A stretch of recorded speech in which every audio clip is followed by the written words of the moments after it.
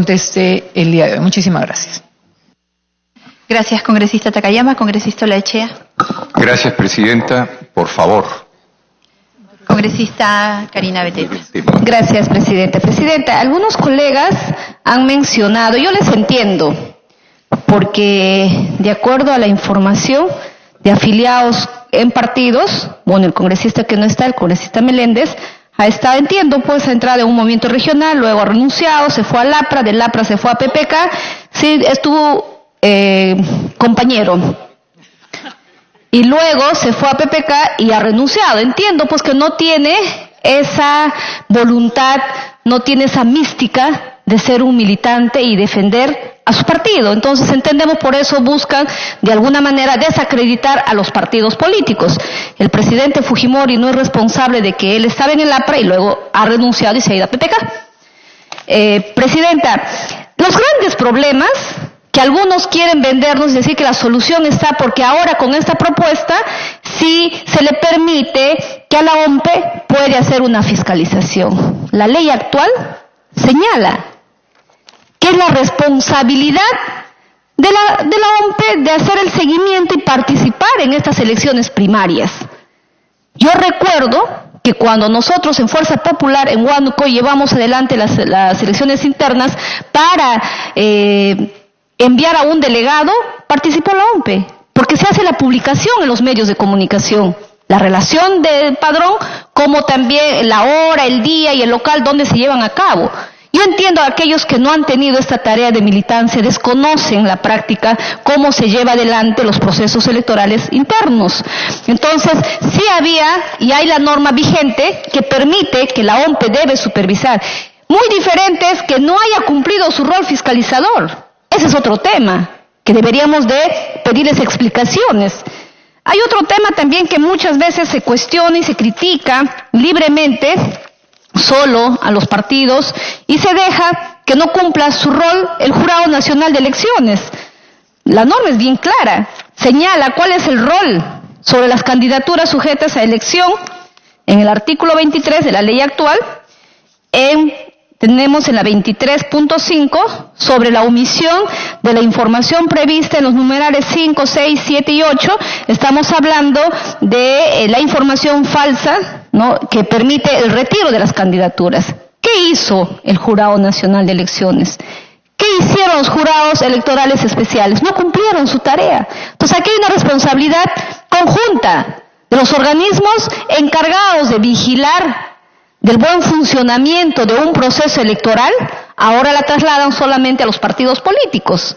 No podrán decir que no había recursos, porque recursos suficientes tenía para que en cada distrito electoral los jurados electorales, los miembros del jurado electoral especial podrían haber hecho esa tarea y no se hizo. Entonces, señora presidenta, acá ninguna ley va a ser la solución a los problemas. La gran solución va a depender de nosotros como ciudadanos, como personas, para que podamos recién cambiar seguramente esa voluntad, tener esa mística de hacer política y estar por vocación de servicio. Y yo sí creo necesario y pertinente que no puede haber en un Congreso de la República que hayan bancadas que no tienen partido, que no representan a ningún partido político. Eso sí me extraña. Acá solamente, según lo que se ganó en las elecciones, debe haber solamente 5 bancadas. Y ahora creo ya hemos llegado a 12 bancadas. ¿A quién representan ellos? Entonces, ¿a qué partido representan? ¿A quién dan cuenta de esos actos? Entonces, las cosas claras y puntuales, señora presidenta. Creo que tenemos que ir mejorando para que no podamos permitir que en el Parlamento hayan congresistas que no tengan la representación a través de un partido político. Entonces debemos de promover de inmediato las curules vacías. Gracias.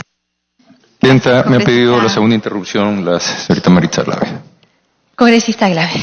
Gracias, presidenta. Para quienes nos están escuchando, una cosa es, pueden contar con el apoyo y asistencia técnica de, y otra cosa es, son organizadas por y su resultado es vinculante. Esa es una diferencia sustancial. Hoy pueden ser apoyadas y tener asistencia, sí pueden. Lo que se quiere cambiar es que no puedan ser, sino que obligatoriamente sean. Gracias, congresista Olaechea. Presidenta, finalmente. Quisiera comenzar por una frase que se ha venido conversando estos 2 días, falta de legitimidad.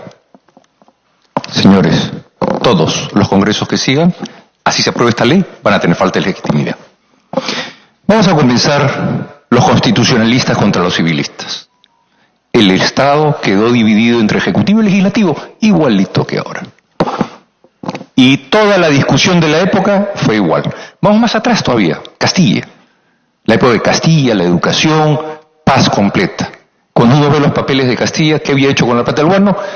Pagado en Puno, pagado en Cajamarca, pagado en los departamentos que hacían políticamente el Perú y logró la paz. O sea que no es por ahí donde estamos yendo. Yo creo que lo que acaba de hablar el congresista Quintanilla es muy importante. Igualmente, Bustamante cae. ¿Por qué? Porque tenía un Congreso enfrentado con el Ejecutivo. Vamos a ir más tarde a Belaúnde, igualmente. Vamos a Billinghurst, igualmente. Vamos a Fujimori. Cada vez de que el Congreso ha estado en signo separado, ha habido este problema que tenemos. Es increíble que todavía no se haya deshecho el régimen democrático. Es increíble que todavía sigamos sobreviviendo. Por eso se habla de falta de legitimidad. Y parece que vamos a encontrar los problemas a donde no están, y no a donde están. ¿A dónde están? ¿Somos conscientes en el Perú qué cosa es lo que hace un congresista? Es increíble, cuando ha habido encuestas que hace un congresista, nadie sabe. Todos creen que hacemos obra. Porque en los casos donde el presidente ha sido del mismo signo que el Congreso, las obras suceden. Entonces, cuando el congresista no me trae obras, quiere decir que no está haciendo lo que debe. Entonces es muy fácil socavar la imagen del Congreso. Es muy simple socavar la imagen del Congreso. ¿Somos conscientes que se han aprobado 213 leyes de orden ejecutivo para que gestione el gobierno? ¿Somos conscientes que en las últimas facultades se han aprobado 213 leyes de gestión? ¿Qué es lo que necesita este gobierno? Gestionar. Y después se nos ha pedido el cambio de partidas, que también se las hemos aprobado. Y entre una de las partidas se ha aprobado 520 millones de soles que cambian de partida a partida. Casi el valor de lo que cuesta el Congreso al año. Casi el valor de lo que cuesta el Congreso al año. O sea, no se entiende lo que hace el Congreso. Y estamos pegados a una reforma que me parece importantísima, crucial, fundamental, con el legado histórico que vengo describiendo. El legado histórico del Perú es de fracaso cuando el Ejecutivo y el Legislativo son de signo contrario. Hubo un caso que no haya sido así. Va plata. Es el problema que tenemos. No hemos hecho realmente un camino por el que queremos transversar. Por ejemplo, ahora, que sea la ciudadanía que se acerque a votar para la primaria. Frente Amplio tiene su, por ejemplo, va a invitar a la gente y va todo con tus hijos, no te metas y le cambiamos a quién va a ser elegido. Pues ya no sale quien quieren ellos, sino sale quien queremos nosotros. Entonces, estamos exponiendo nuevamente las cosas por un camino que el tema no va. Entonces, así agarramos y con tus hijos no te metas, va al partido del señor Costa y le aseguro que el señor Belaúnde no va a estar contento, es el resultado de las elecciones. Entonces, no estamos pensando en los efectos que va a tener este tema. El problema, el diagnóstico, con el respeto de los doctores que nos acompañan, Presidenta, comienza de un problema histórico, de un problema que el Perú es un país en que los cuales las regiones se sienten abandonadas. Cuando regresa el congresista a decirle que no tiene plata para obras, lo comienzan a odiar a la mañana siguiente. Y si es de signo contrario, no puede traer ninguna solución. Y por el otro lado, el Congreso le da todas las facilidades al Ejecutivo, todas, y el Ejecutivo no mete un gol. Entonces, el cambio que usted está haciendo, o los cambios que estamos proponiendo, se van a acabar el próximo periodo. Ahorita se van a acabar. O sea, son cambios que no estamos enfrentando el tema. No es que sea negativo. Yo creo que este es un interesantísimo tema. Importantísimo tema para el desarrollo del país con equilibrio. Y cuando nosotros vemos, por ejemplo, que se habla de más temas de gestión del Estado, ¿no? Que han habido estafas, que las constructoras, que el esto, que el otro. ¿Pero quién contrataba? El Estado. El Estado no ha sabido contratar ni para colegios, ni para reconstrucción, ni para carreteras. Y lo que es gracioso es cuando Odebrecht dice, se quejaba en forma que los empleados públicos le venían a pedir las coimas. O sea, no hemos podido todavía descifrar cómo hacemos gestión pública y le echamos la culpa al otro. Entonces, obviamente, si vamos viendo los problemas a donde no están, no vamos a resolver los problemas. El problema no está en el Congreso. El problema está en la gestión pública. La gestión pública se le ha dado toda la legislación que se requiere. Inclusive los cambios constitucionales. Yo no entiendo cómo hemos perforado la Constitución con el referéndum sobre la reelección. Bolivia, Evo Morales pidió que le estaban impidiendo un derecho humano fundamental y nosotros lo tenemos en las garantías en el punto 17 y el punto 32 prohíbe ese referéndum respecto a garantías, sin embargo se hizo. Ya está. La Constitución por la cabeza. Entonces es deportivo el tema. No estamos siguiendo la Constitución y nosotros mismos nos estamos riendo de la Constitución. El día de mañana la Constitución se va a reír de nosotros. Entonces no estamos andando por el camino que debemos. ¿Por qué no pensamos en el distrito uninominal? Donde cada distrito va a tener una representación. Ya no es el partido, la lista única, no, es un representante de cada partido en cada región que compite. Los costos bajarían tremendamente. Sería gente de la región que sabría a quién pedirle cuentas. Ahora, obviamente 130 congresistas no va.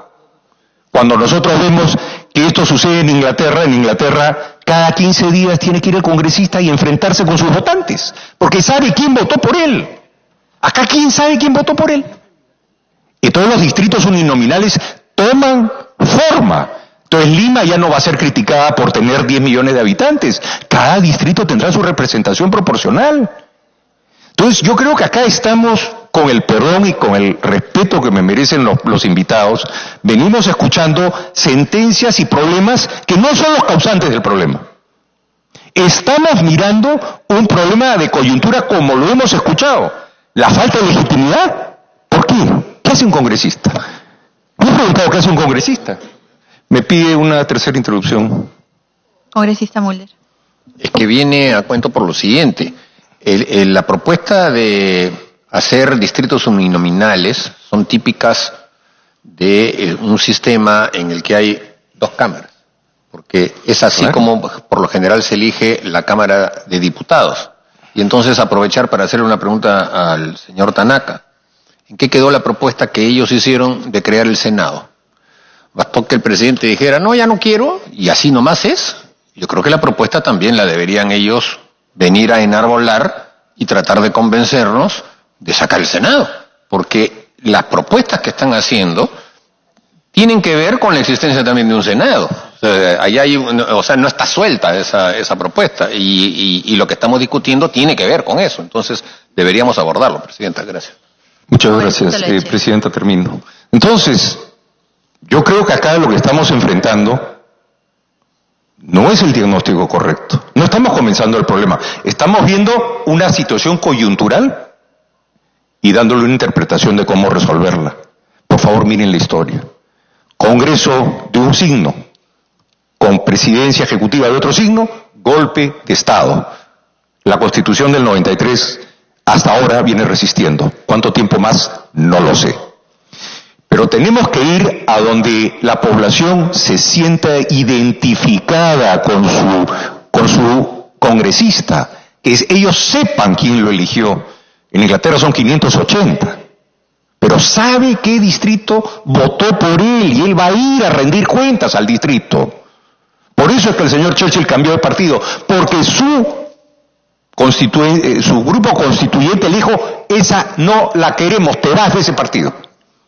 Entonces estamos teniendo una democracia viva, una democracia representativa. Y la democracia representativa no es plebiscitaria, es como un director de orquesta le da la espalda al público y se pone a ejecutar la obra. Al final dará la vuelta y verá si es aplaudido o no.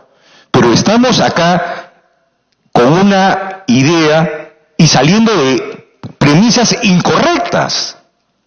¿Quién tiene que estar obviamente la población insatisfecha con el Congreso, porque tiene una idea de cómo funciona el Congreso, y no es así que funciona el Congreso. No tenemos capacidad de gasto, tenemos capacidad de fiscalización, y lo repetiré 1000 veces, que venga un ministro o un presidente regional o un alcalde al Congreso no debería ser ningún problema.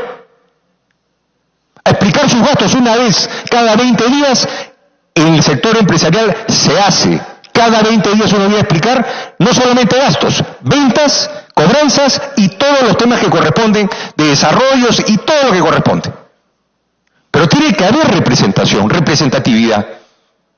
Entonces, acá lo que no logramos romper es cómo generamos representatividad en el Perú. Esto no va a generar representatividad, lo aseguro.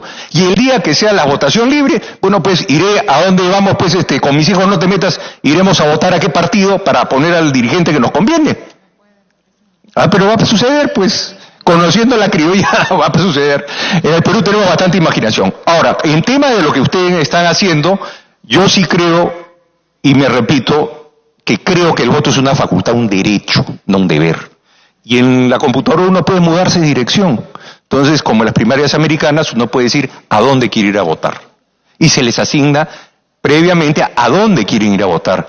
Pero esto del voto obligatorio no lo entiendo como país libre, me opongo a él y siempre votaré en contra. Entonces yo creo que hay mucho que revisar, doctor, y es una pena que estemos apurados. Es una pena que estemos correteados, porque yo creo que las premisas de las cuales está saliendo el modelo están mal. No son las premisas, porque acá lo que se está tapando es una gestión que es de cabeza. La gestión pública no sabe contratar el Estado, no puede comprar un chicle al paso que está.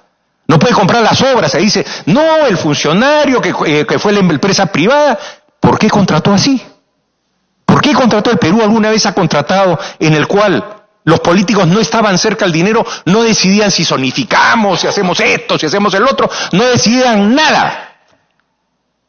Eso un político no debería estar cerca de la plata, es malo. Pero sí puede estar en las decisiones que el pueblo pide. El pueblo pide una carretera, el pueblo pide cosas. Entonces se busca la forma en que el político no esté cerca del dinero. Y entonces por eso se pretende cambiar todo el sistema electoral. Entonces, yo creo que estamos yendo con premisas que estamos saliendo mal. Entonces vamos a llegar a otro sitio. Y eso es lo que a mí me preocupa. Ojalá funcione, ojalá diga que van a ser 3, 4, 5 elecciones. Tal vez si vamos a hacer tantas elecciones sería interesante pensar en los destiempos que existe en las elecciones americanas.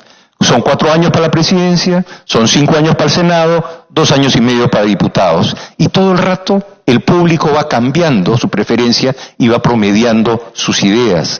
Todo el rato el sistema democrático está sometido al elector para elegirse en distrito uninominal. Por eso es que hay 2 partidos en Inglaterra, 2 en Alemania, 2 en Estados Unidos y pocos partidos. Porque el partido cuando se arranca en uninominal tiene que hacer el esfuerzo de a nivel nacional buscar un promedio de ideas y asegurarse que a nivel nacional estén implementados. Eso obliga, como ve el Partido Demócrata o el Republicano, tiene el ala izquierda y el ala conservadora, los dos, pero tienen un ideal similar. Entonces al final tenemos pocos partidos, una representación real y una integración de toda la sociedad en los procesos electorales, y estos mismos variando en el tiempo. Cámara de Diputados, no me gusta el presidente, la Cámara cambia. A los 4 años no me gusta el presidente se va, entra el nuevo presidente. Si el nuevo presidente está dentro de las expectativas, el Senado vuelve a cambiar. Entonces todo el rato la población está sobre el desarrollo político. Pero en la forma que vamos con todo el aprecio y el respeto por el trabajo hecho y todas las explicaciones, no vamos por el camino que creemos que estamos yendo, porque las premisas no son las mismas. Gracias. Gracias, congresista Olaechea. Doctor Tanaka. Muchas gracias a todos los congresistas por sus preguntas, intervenciones. Les prometo que voy a tratar de ser lo más breve posible, siendo la hora que es. ¿No es cierto? Ya, digamos, ya la tensión es mucho menor ahora, ¿no? Pero a ver, yo quisiera empezar por 2, 3 temas puntuales que se me preguntaron expresamente y luego a ver algunos temas generales. Bueno, uno primero es que, claro, nosotros presentamos una propuesta con 12 proyectos de ley, son un montón de artículos, claro, porque, digamos, optamos por una propuesta ambiciosa, eso es cierto. Pero claro, el pastel que es grandote hay que irlo pues comiendo por pedazos, ¿no es cierto? Y ya la propia Comisión de Constitución ha establecido un cronograma en donde poco a poco se van a ir definiendo los temas según prioridades. Entonces, me parece que se ha seguido pues un buen camino. Luego, está la pregunta sobre los movimientos regionales que hizo el congresista Quintanilla. ¿Por qué es que tenemos criterios, entre comillas, diferentes entre Partido Nacional y Movimiento Regional? ¿No? Yo lo pondría para ponerles un ejemplo muy claro. Nosotros tratamos de poner exigencias equivalentes al Partido Nacional y al Movimiento Regional. ¿Y por qué es que los porcentajes entonces son diferentes? Porque claro, una cosa es 1.5% de 20 millones de electores que te lleva a tener 280.000 votos, y otra cosa es una circunscripción de 50.000 votantes, donde, ¿no es cierto?, pues, donde el porcentaje es mucho menor, ¿no es cierto? Entonces, vimos que no había equivalencia si manteníamos los mismos porcentajes. Creo que una crítica que ha habido y que expresa por qué los partidos nacionales han ido siendo desplazados por los movimientos regionales es porque efectivamente a los partidos nacionales se les pide mucho y comparativamente a los movimientos regionales se les pide menos. Entonces nuestra idea fue equiparar, no inclinar la balanza en contra de los movimientos regionales. Ahora, también la propuesta considera que, así tiene que haber una suerte de proceso de depuración en donde tanto los partidos como los movimientos regionales menos representativos vayan saliendo y vayan quedando los más fuertes. En ese sentido, claro, la élite política seguirá reacomodando. Algunos se quedarán en movimientos regionales, otros se inscribirán en partidos nacionales.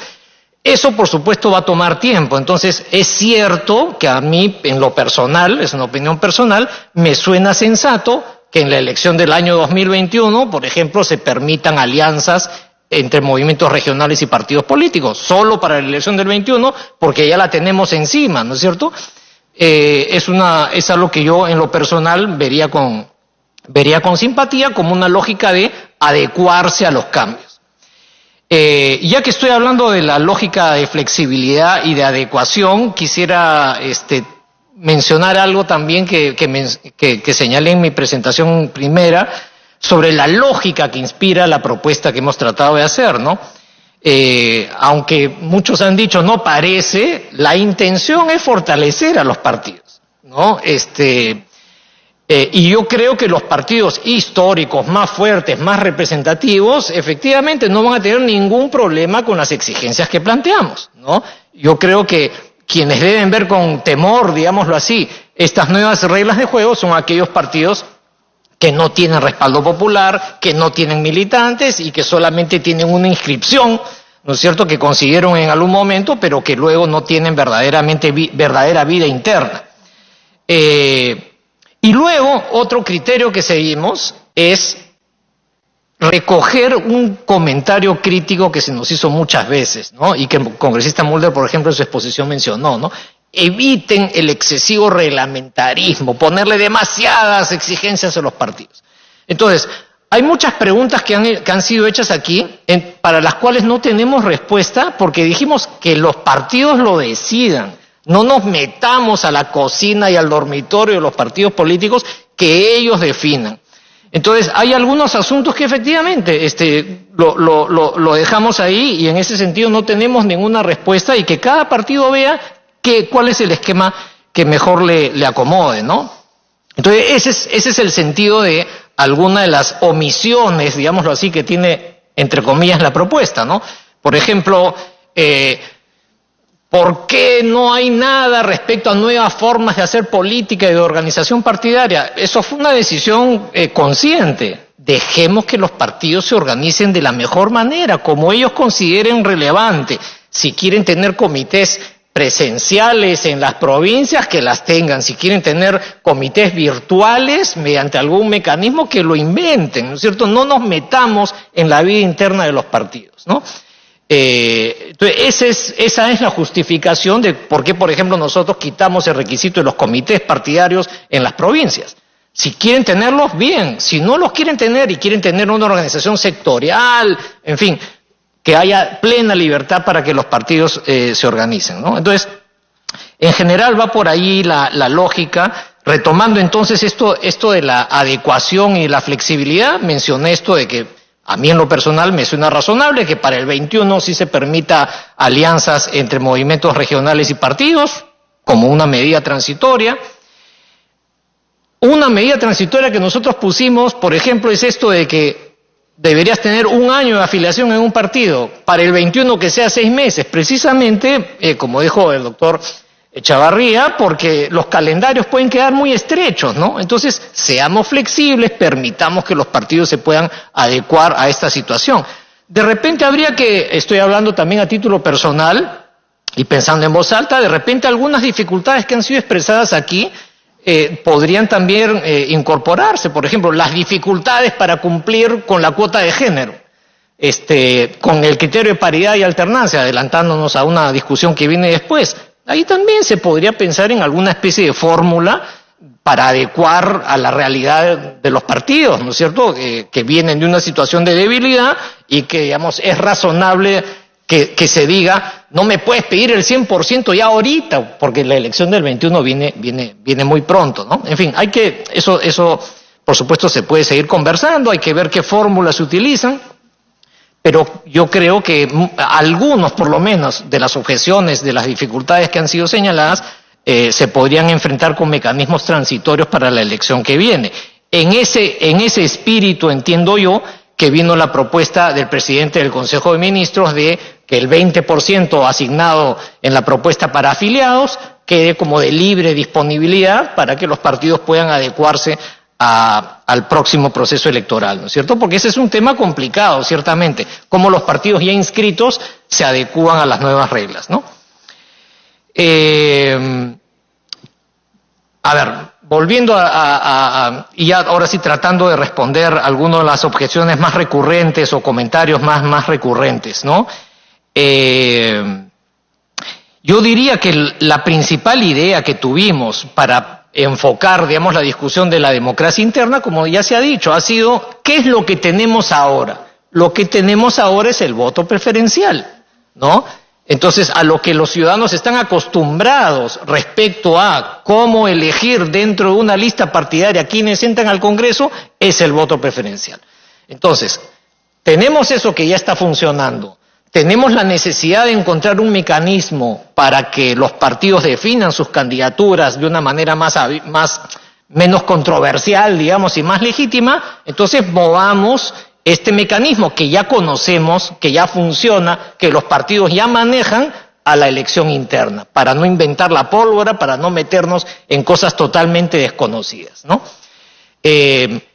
Como ha sido dicho también, los partidos vía reglamento, vía estatuto, deberían definir cómo es que funciona específicamente ese mecanismo. Si hay un distrito electoral de 7, ¿se pueden presentar 7 candidatos necesariamente o podrían ser 20 candidatos? Otra vez, que el partido lo decida. Ayer yo mencioné hace un rato también, escuché al congresista Iberico hacer una sugerencia interesante, ¿no? ¿Cómo se va a normar el proceso de precandidaturas? El congresista Iberico mencionó algo que a mí me suena sensato y que funciona en otros países. Que, por ejemplo, un porcentaje o un número de afiliados del partido presente una carta respaldando una candidatura. Por ejemplo, que algún comité respalde una candidatura. Que no es cierto, no sé, que tienes que haber cumplido tales cargos o haber tenido tal experiencia dentro del partido para poder postular al Congreso. Esos requisitos los puede poner el partido y de esa manera evitamos este temor que es justificado de que cualquiera se meta al partido y que con plata, ¿no es cierto?, con exposición pública pueda ganar una elección interna. Entonces, yo creo que por ahí es que podrían atenderse esas preocupaciones. Que sería lo mismo, digamos que tendríamos los mismos problemas de la votación preferencial en la elección interna, yo creo que no. yo creo que una cosa es hacer este proceso al inicio del proceso, del proceso electoral, y otra cosa es hacerlo ya junto con la campaña presidencial, como es ahora con el voto preferencial. Entonces, y además, también algunos lo han mencionado, creo que tiene la Comisión de Constitución pendiente discutir el proyecto sobre financiamiento y los controles a los gastos de campaña. Eso debería ciertamente funcionar, ser aplicable también para estas campañas, para estas elecciones internas, ¿no? Donde efectivamente no debería haber gastos en televisión ni en radio, para reducir los gastos de la campaña. Ahora, ¿cómo es que se va a hacer campaña entonces si no hay radio o televisión, ¿no es cierto? Y esto que mencionó el congresista Costa, que va a haber mucho desorden probablemente en esta campaña. Bueno, hay un tema que ha salido por el momento de la Constitución, y es que nosotros, y que el congresista Arce mencionó, en el proyecto de ley sobre el sistema electoral, que no ha quedado como uno de los proyectos prioritarios, nosotros efectivamente planteamos tener circunscripciones electorales no mayores a 5 miembros, ¿no? No mayores a 5 miembros. Entonces, por ejemplo, Arequipa, que tiene 7, debería partirse en 2, una de 4 y otra de 3. Lima debería partirse en 8 pedazos, ¿no es cierto? Entonces, las circunscripciones electorales serían más pequeñas. Entonces, eso haría la campaña mucho más sencilla, porque no tendrías que llegar a un universo tan grande de electores. Esa es la propuesta que también creo que en su momento se podría tomar en cuenta para enfrentar este problema de que haya muchas circunscripciones muy grandes con muchos candidatos que puedan generar mucho ruido en el momento de la competencia electoral, ¿no? Entonces yo le sugeriría considerar eso también, ¿no? Eso ayudaría a hacer el proceso electoral un poco más ordenado.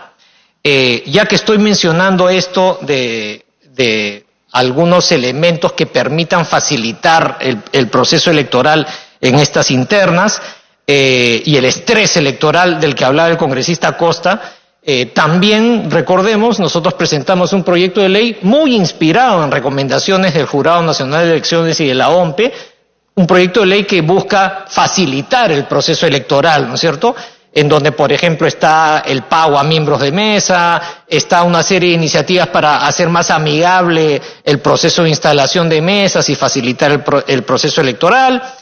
Y también hay una propuesta que estaba mencionando el congresista Costa, ¿no?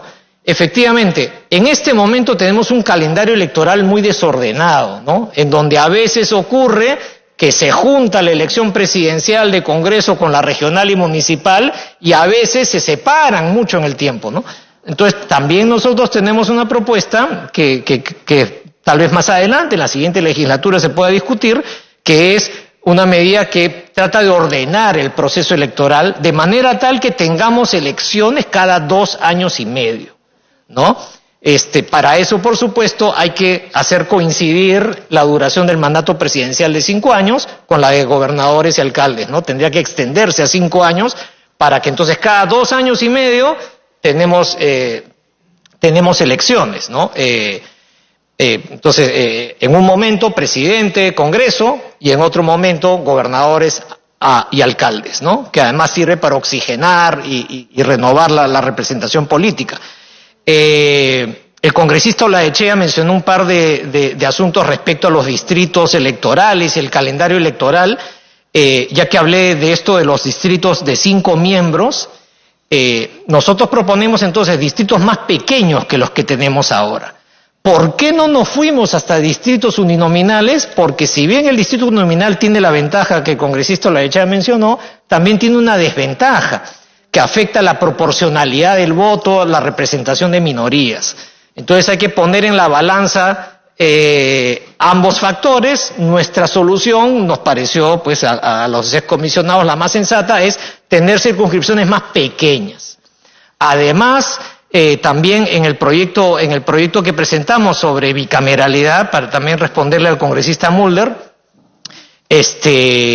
poníamos la renovación de la mitad de la Cámara de Diputados cada 2 años y medio. Eso también lo propusimos, ¿no? De manera tal que se produjera ese mecanismo de oxigenación que menciona el congresista Olaechea.